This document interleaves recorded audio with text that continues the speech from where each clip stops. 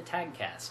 I'm Origin of Bob, your captain on this voyage, and joining me tonight is H.P. Bradcraft, ruler of the twin star systems of Siberia. To start, I'd like to hand things over to our galactic overlord for the Indie Spotlight, a segment which highlights the latest and greatest in the independent gaming community. Thanks, Skipper. October 26th saw the launch of IndieRoyale.com, a website offering up 4 games for an incredibly low price.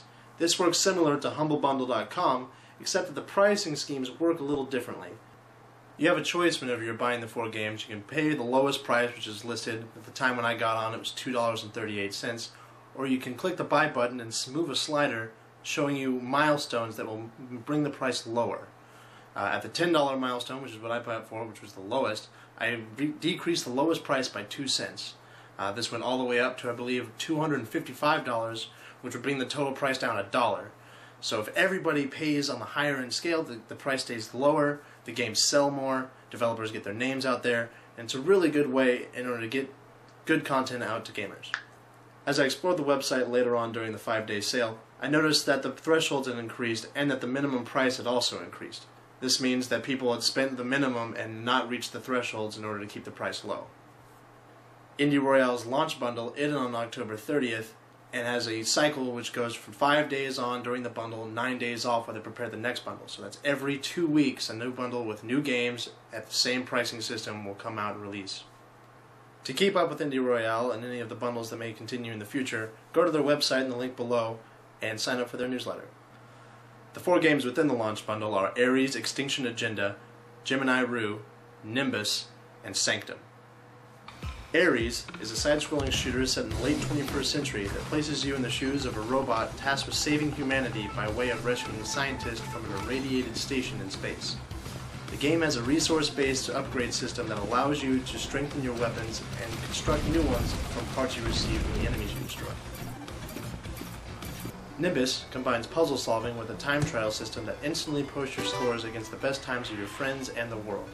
As the game continues, more and more contraptions, puzzles, and traps become commonplace as you look to clear levels with the most points and fastest times. Gemini Rue uses its science fiction setting and film noir atmosphere to set the stage for an innovative point-and-click adventure with cover-based gunfighting. The plot follows the strangely intertwined stories of gritty assassin Azrael Odin and a nondescript test subject known only as Delta 6. Sanctum is a first-person tower defense game that places you in the middle of ever-changing waves of creatures that have specific resistances and strengths. With up to 4-player co-op, players can help defend their home base with tower protection and strategic use of weapons like sniper rifle, assault rifle, and a freeze gun in order to slow your enemies. The main attraction of this week's Indie Spotlight is not found within Indie Royale's launch bundle and goes by the name of The Binding of Isaac.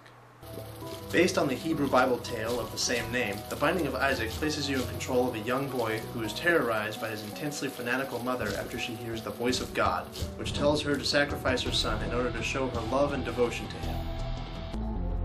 In order to avoid her insane actions, Isaac flees into the dark depths of the basement where he must face increasingly nightmarish creatures as he descends farther and further into the hellacious labyrinth. This game is an RPG shooter that is a prime example of the attraction players have to conquering adversity. Each playthrough is completely random, down to the very last item and monster.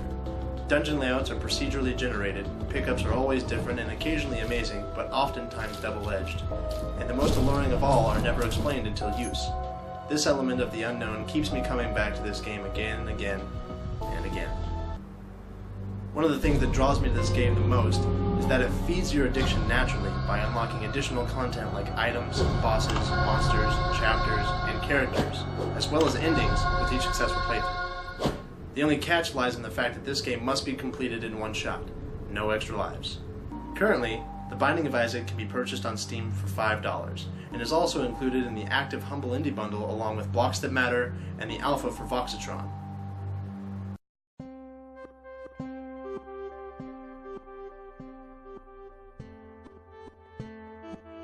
Convergence Gaming is an organization that me and my current roommate Zane started. Basically the idea was to bridge the gap sort of between the general populace of gamers and people that aren't affiliated with gaming and this huge esports scene that's sort of rising out of almost nothing. Right now, we currently have a Call of Duty team as well as a StarCraft team, and in the future, we're looking to expand. Right now, Convergence Gaming represents 4 Call of Duty players, which is one team, as well as 10 StarCraft players that are sort of on our main A team, several that are in sort of the backup roster, and we also have a good amount of Academy members, which is currently being started right now. And basically the idea behind that is we bring players in who aren't necessarily at a professional level, but sort of have the propensity to grow, and we bring them in and we sort of show them, you know, here's what you need to do, here's how you micro correctly, here's how you macro, here's how you manage the two. And so that's something that, you know, we're looking to expand, but, you know, right now we've got sort of a small, solid roster of guys who really, really love to game, and, you know, we're hoping that, you know, it goes forward in the future. So I think the big things we can provide for our fans is sort of an area to practice and grow in, and that sort of transcends between our forums, the CVG chat on StarCraft, as well as our Academy team that's being started. In the future, we look to expand upon this, but right now, sort of the interaction on a one-on-one basis is sort of our goal.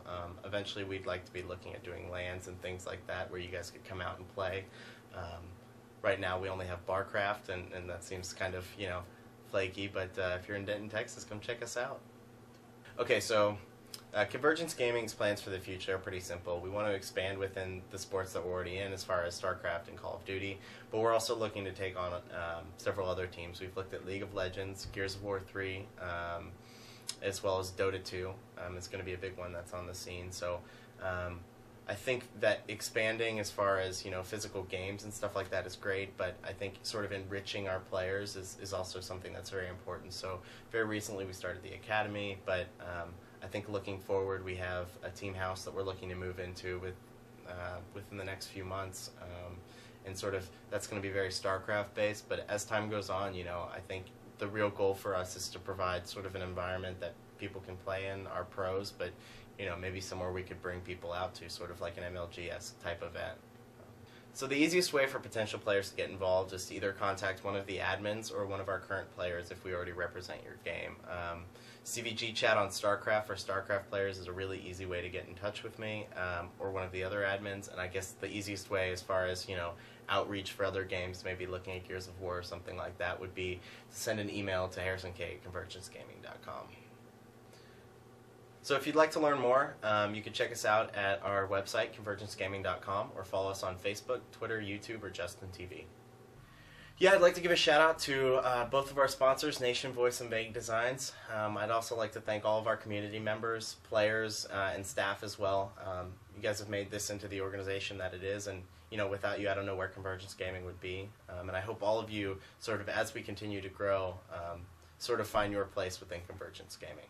We here at the TAGCast would like to say a big thank you to Harrison K for that interview, and we'd also like to say good luck to the Convergence Gaming team at the upcoming MLG in Providence. And now for a bit of news.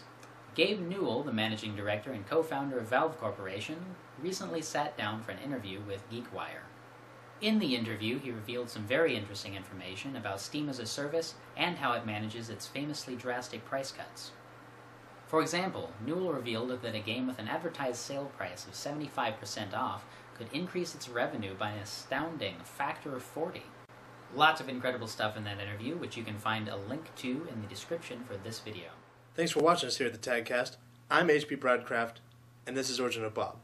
If you have any suggestions for what we should include in our next episode, feel free to leave them down in the comments. Also remember to rate and subscribe. And remember, just because you found some pills, you don't have to eat them.